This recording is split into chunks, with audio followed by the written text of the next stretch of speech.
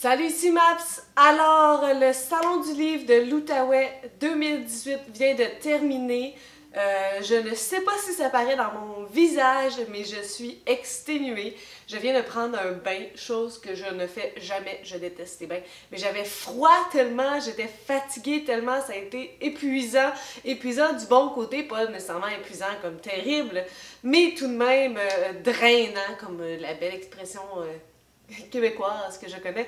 Alors, j'ai fait des achats, j'ai fait des rencontres, j'ai vu du monde, j'ai dit bonjour à la tonne. J'ai passé 4 jours incroyables, en fait 3 parce que le jeudi, finalement, je ne l'ai pas fait. Il y a des limites à toutes. Mais j'ai fait vendredi soir, samedi matin, et je suis retournée samedi en soirée et dimanche toute la journée. Alors, pour du bénévolat, je me suis quand même donnée. Parlons maintenant de mes livres et de mes rencontres et de tout ça. Mon bénévolat a commencé le vendredi soir. C'est intéressant parce qu'on fait des rencontres, des personnes qu'on n'aurait jamais rencontrées de notre vie si ce n'était pas qu'on sort un peu de chez soi, des personnes qui aiment les mêmes passe-temps, les mêmes hobbies que soi. Donc ici, on parlait de littérature forcément.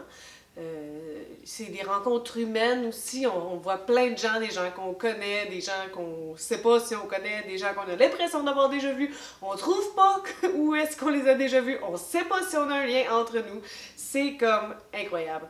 Cette fin de semaine, il y avait l'auteur Michel Jean que je voulais vraiment beaucoup voir. J'ai lu le recueil de nouvelles Amoun il y a... l'année passée, je crois, ça fait pas tant de temps que ça. Et puis, je me suis dit, en voyant la liste des invités, que c'était le moment idéal d'aller lui jaser et d'aller chercher un de ses livres seul, qui écrit juste lui et non avec différents auteurs. Parce que Amoun, c'est un recueil avec 10 auteurs autochtones différents. Donc, j'en ai profité et j'en ai profité pour aller brûler mon budget. Wouhou! Alors, le dernier livre sorti, publié de Michel Jean, c'est Tsunami. Donc, je suis allée le chercher et en jasant avec lui, je me suis rendu compte qu'il a une chaîne Booktube. Donc, je vous mets le lien en barre d'infos. Ça fait quelque temps qu'il n'a pas publié de vidéo. Sauf que c'est intéressant parce qu'il parle de la création de son livre et puis il a un angle différent compte tenu qu'il est auteur. Ça arrive que des booktubers sont auteurs, mais pas tous. Alors, ça a un point de vue différent et il y a aussi tout son vécu en tant que journaliste et ses expériences en tant qu'autochtone. Donc, tout ça, c'est vraiment un beau melting pot et c'est vraiment agréable. C'est vraiment une personne super sympathique. Moi, parfois, je suis vraiment awkward socialement et j'ai remarqué ça cette fin de semaine. Oh my. Je sais pas, lorsque je connais pas vraiment les gens, je suis comme tellement awkward. En tout cas, j'ai l'impression d'être awkward. Je suis lourde. Alors, je suis allée chercher Tsunami et je me le suis fait dédicacer. Alors, je vais vous mettre une photo parce que là, certains auteurs auraient très bien pu être des médecins. On a de la difficulté à comprendre ce qu'ils ont écrit. Moi qui ai de l'expérience parce que j'ai travaillé en pharmacie à comprendre les écritures un peu difficiles à déchiffrer, eh bien, je n'étais pas en reste. Je pensais que celui-là était particulièrement illisible, mais il y en a un autre qui est bien pire. Alors, je vous mets l'image, en même temps je vous le lis. Gatineau, le 2 mars 2018. À Marie-Pierre, amie booktubeuse, bonne lecture. Bienvenue dans ce pays aussi fascinant que mystérieux, amicalement, Michel Jean. Et puis, c'est drôle parce qu'en regardant son booktube à lui, puis en regardant la vidéo de Tsunami, je me suis rendu compte qu'il y avait comme un premier tome à ce livre-là. Donc là, je me suis dit, hey, je ne me ferai pas avoir, je vais lire le premier tome avant. Donc, la journée d'après, je suis allée le chercher. Ce tome est celui-là, en fait, le personnage de Jean-Nicolas Legendre est le même en fait, c'est le même personnage principal dans les deux. Donc, je vais commencer par le premier et je vais vous parler du premier. Alors, comme je vous disais, on suit le personnage de Jean-Nicolas Legendre, qui est un grand reporter pour la télévision québécoise. Il se rend en Haïti pour y suivre la trace des narcotrafiquants colombiens et enquêter sur leurs liens avec les gangs de rue de Montréal et le régime du président haïtien. Et puis, pendant son séjour, il s'attache à Bia, qui est une jeune prostituée qui passe ses soirées au bar de son hôtel. Il est troublé, mais il reste cependant fidèle à sa belle Marie, qui l'attend à Montréal avec leur fille Sydney. Son enquête va être couronnée de succès, mais la diffusion de son reportage au Québec aura des conséquences qu'il n'aurait jamais pu imaginer. Et celui-là est la suite. Si je me trompe pas, le personnage de Jean-Nicolas Legendre, on le retrouve aussi dans un autre ouvrage, mais pas en tant que personnage principal, dans l'ouvrage... Alors, là, je ne les ai pas lus, alors c'est difficile de vous expliquer ça clairement lorsque c'est pas encore lu et acquis. Et si vous avez des questions et si ça vous intéresse, allez voir le booktube de Michel Jean, ça va vous aider beaucoup plus que moi en ce moment. Moi, je ne veux pas vous en parler vraiment beaucoup lorsque je vais l'avoir lu, lorsque je vais les avoir lus. Et puis, j'étais en train de regarder ces livres et je suis tombée sur celui-là. Ça fait un bon moment que je veux le lire. Je l'avais commandé à la bibliothèque municipale, mais je l'avais retourné parce que j'essayais de suivre mes thématiques par mois, chose que je commence à faire vraiment pitié. Mon planning est en train de se foutre en l'air parce que je suis en train de lire autre chose que ce que je devrais lire selon mon planning. Ah là là. Mais ce livre-là, il m'intéresse vraiment beaucoup. J'en ai entendu parler énormément. Il est différent à ce que j'ai compris, mais il m'a beaucoup fait penser la façon que j'en ai entendu parler au livre Parfaite de Caroline Kepnes, qui est un livre vraiment tordu, vraiment bizarre, vraiment weird, mais que j'ai vraiment adoré puis que ça m'a donné un drôle de sensation. Alors, David Goudreau, La bête à sa mère, c'est une trilogie. Et là, maintenant, je l'ai. Alors, je vais sûrement le lire d'ici... Mon but, là, c'est de lire beaucoup de mes livres dans ma bibliothèque en 2018. Alors, espérons que je réussisse. Samedi, je faisais du bénévolat le matin, donc en après-midi, je devais faire mon examen de droit. Oh my god, que ça me tentait pas. Mais je suis revenue en soirée parce qu'il y avait une conférence de Michel Jean sur son livre, sur ses différents livres et sur la question des peuples autochtones. C'était un peu comme question-réponse, discussion. Mais avant, je suis allée me promener avec mon amie Ariane en tant que visiteur et je suis allée me chercher des livres. Parfois, je pars avec des idées, puis je les achète. Parfois, je pars avec aucune idée et puis j'achète rien. Non, ça arrive pas souvent. Mais là, je suis tombée sur différentes œuvres, différents livres qui m'interpellaient. J'aurais pu acheter la place entière, mais ça n'aurait pas été raisonnable. Alors, j'étais déjà rendue à 3 livres, alors bon, hein, il fallait pas que ça soit si exagéré. Mais moi qui aime beaucoup l'univers, qui aime beaucoup, c'est dur à dire aimer, mais moi qui est un peu fascinée par qu'est-ce qui s'est passé durant l'époque nazie et tout ça, je suis tombée sur ce livre-là, Timur Vermes, il est de retour, et puis... c'est comme drôle parce que c'est 66 ans après la disparition d'Hitler. Il se réveille à Berlin et il n'est pas content parce qu'il n'y a plus personne qui fait le salut nazi. L'Allemagne ne rayonne plus sur l'Europe. C'est une femme qui dirige le pays. Donc là, lui, il est comme vraiment outré là, parce que tout ce qu'il a travaillé pour, ben, c'est plus ça. Là. Les temps ont changé et son but, c'est de remettre le pays dans son droit chemin. Et donc, il cherche une tribune, il trouve une équipe télé qui est prête. Et puis, son but, c'est de retourner à son époque glorieuse. Alors, je trouvais ça un peu comme comique, un peu dramatique. Je sais pas comment l'expliquer. Puis, il y a tout le temps ce volet historique, quoique là, c'est comme plus contemporain. Mais ça me fascine beaucoup, tout ce qui est l'époque nazie. On dirait que j'ai tellement de la misère à comprendre comme pourquoi ces gens-là ont suivi ce chef-là puis les motifs, puis comment, en tout cas. J'ai lu la biographie de Simone Veil, puis La voleuse de livres de Marcus Zusak qui parle de cette époque-là. Puis à toutes les fois, je suis comme vraiment concernée. Ça me fascine, mais comme c'est twisted, j'arrive pas à comprendre, c'est tellement loin de notre réalité aujourd'hui. Alors, lorsque je l'ai vu, ben j'ai pas pu résister, je l'ai acheté. Un autre dans le même thème que j'ai failli acheter, mais que je me suis retenue, c'est Max de Sarah Cohen Scully, qui est un peu l'inverse, qui est comme la naissance de Hitler, puis à quel point ce bébé-là n'était pas un bébé comme les autres. Je vais le mettre sur ma liste à lire, c'est certain, mais je ne l'ai pas acheté, j'ai été raisonnable. Bravo.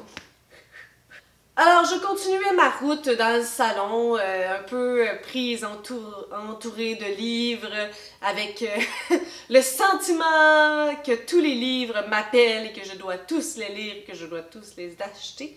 Et puis, je suis tournée, j'ai tourné là, et puis il y avait une maison d'édition, et puis la jeune madame, la jeune fille, écoute, elle me dit « Bonjour! » Puis là, je regardais les banderole. J'étais comme intéressée par le visuel. Puis là, je suis allée la voir, puis j'ai écouté ce qu'elle avait à dire. Il y avait 4 auteurs différents, 4 livres fantastiques, un peu paranormal. Et puis, je regardais un auteur, puis là, j'étais comme, me semble que je le connais, lui. Puis j'ai tellement de mémoire de bouette que là, je me disais, ben peut-être que c'est, je sais pas, tu sais, je sais pas pourquoi. Il y a tellement de gens qu'on rencontre dans nos vies, puis il y a des gens qu'on connaît plus, mais il y en a que c'est des connaissances, puis il y en a que c'est juste comme des inconnus qu'on a vus plusieurs fois dans notre vie. J'arrivais juste pas à savoir pourquoi j'avais l'impression de le connaître. Et puis, ce n'est pas tout de suite que j'ai compris, c'est après. Le livre que j'ai acheté, c'est Tourmenté, de la série L'Entremonde. Donc ça, c'est le livre 1 de Maxime Poulain. Aux éditions Luzerne Rousse. Hier, je cherchais les éditions Salamandre Rousse. Non, ce n'est pas ça, c'est Luzerne Rousse. Et puis, pourquoi je le connaissais, cet auteur? C'est parce que c'était un booktuber qui est Max Booking. Alors, je vous mets son lien en dessous de ma vidéo. Et puis là, lorsque j'ai mis 1 + 1 = 2, j'ai compris. Alors, c'est pour ça qu'il me disait un peu quelque chose. C'est parce que j'avais vu de ses vidéos. Alors, cette série, j'ai appris que ça va être 6 tomes. Donc, le premier est dans mes mains. Le deuxième est en train de se faire réviser. Donc, il est terminé d'écrire. Et le troisième est déjà commencé. Alors, c'est du genre paranormal. On suit Taylor Wilson, qui est hantée. Depuis son enfance, elle aperçoit le spectre d'une jeune fille, mais elle est convaincue que ce n'est qu'une hallucination. Elle n'en parle à personne à l'orphelinat, déjà qu'elle s'est toujours sentie différente des autres filles. Le jour où elle apprend qu'elle quitte cet endroit lugubre, un phénomène troublant se produit. Le fantôme d'Emily laisse l'empreinte de sa main sur son avant-bras, telle une brûlure.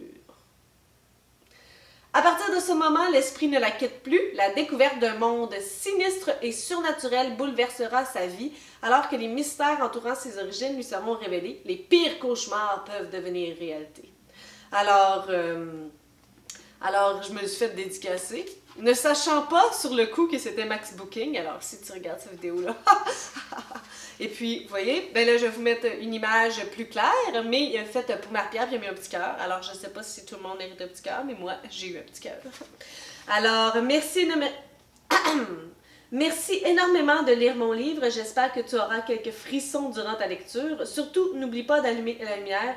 Stay weird. Ben oui, je suis weird, tout le monde sait ça. Et puis, il a fait le pentacle plus le dessin de Luzerne Rousse et sa signature. Donc, haha, j'ai bien hâte de le lire, ça me semble vraiment intéressant. Je cherche le nouveau livre qui va remplacer le hype de Harry Potter sans pression, sans pression. Alors, c'est ça pour Max Booking, je t'ai démasqué. Alors, voici son livre, si ça vous intéresse, je vous mets ma chaîne, sa chaîne. Et puis, le dimanche, je travaillais toute la journée, mais j'avais une personne, un auteur que je voulais vraiment aller voir parce que j'avais besoin de lui dire que son livre était incroyable. Je ne sais pas si vous avez remarqué, ça peut sembler subtil, pour moi, vu de l'intérieur, c'est vraiment comme flagrant. Mais depuis quelque temps, j'ai comme une obsession sur l'itinérance. J'ai lu No et moi de Delphine de Vigan, qui aborde une amitié entre deux jeunes filles, et puis il y en a une qui est itinérante, puis l'autre qui comprend pas pourquoi elle vit dans la rue, puis elle a pas des parents comme les siens, puis c'est comme vraiment touchant, mais c'est comme bouleversant. J'ai lu Confess de Colin Hoover qui parle aussi, le premier amour de la personnage principale, c'était un garçon qui était itinérant, puis elle aussi, elle essayait tant bien que mal, malgré tous les obstacles qui étaient sur leur route. Alors, j'ai lu des ouvrages vraiment frappants sur ce thème-là. Lorsque je suis allée à la pharmacie récemment, je suis tombée sur ce livre-là, Être face à la rue de Jean-Marie Lapointe, qui parle du monde de l'itinérance. Puis je vais vous en parler plus bientôt parce que je l'ai terminé. Mais je ne pouvais juste pas ne pas aller voir cet auteur-là, compte tenu que j'ai lu le livre, que ça m'a bouleversée, que c'est un sujet qui me touche, que tout ça mis en branle. Et puis, il y a des capsules vidéo face à la rue qui sont disponibles sur TVA que vous devez vraiment aller voir, j'en dis pas plus. Mais je suis allée le voir, ça c'était mon livre, donc je ne l'ai pas acheté vraiment au Salon du Livre, mais quelques jours avant. Alors, puis ça faisait vraiment longtemps que je n'avais pas acheté de livre, donc je suis allée le faire dédicacer. J'ai même reçu un signet. Et puis lui, il a vraiment une écriture de médecin là, incroyable. Alors, je vous mets l'image. Coucou Marie-Pierre, merci de me lire et de suivre notre série avec le cœur. Jean-Marie avec un petit bonhomme sourire et 3 petits becs. Alors là, ça paraît pas parce que j'ai fait du montage, là, mais ça m'a pris comme 25 secondes à comprendre c'est quoi qui était marqué. Puis je l'ai déjà lu préalablement au Salon du Livre. Alors oui, je vais vous en parler bientôt. Je vais faire cette vidéo-là très certainement au mois de mars. J'essaie d'avancer un petit peu dans les vidéos pour en voir un petit peu plus puis me faire une tête sur est-ce qu'on devrait lire le livre avant de regarder les vidéos ou vice-versa. Et puis, il m'a dit que la deuxième saison était en train d'être filmée, donc il va en y avoir une deuxième saison. Vous devez aller voir ça. Écoutez, c'est ça que j'ai à vous dire, mais je vais vous en parler plus prochainement. Et puis, mes parents étaient au Salon du Livre et... ma mère est allée magasiner des livres pour moi, comme si j'avais pas assez de livres dans ma vie. Mais c'est une auteure, dans le fond, qui est la sœur d'un de ses amis. Donc, l'auteur, c'est Maureen Martineau. Son premier tome, c'est celui-là. Là, il y a comme le truc jaune dessus. Je ne vais pas rien briser, là. Le titre, c'est L'activiste, le jour des morts.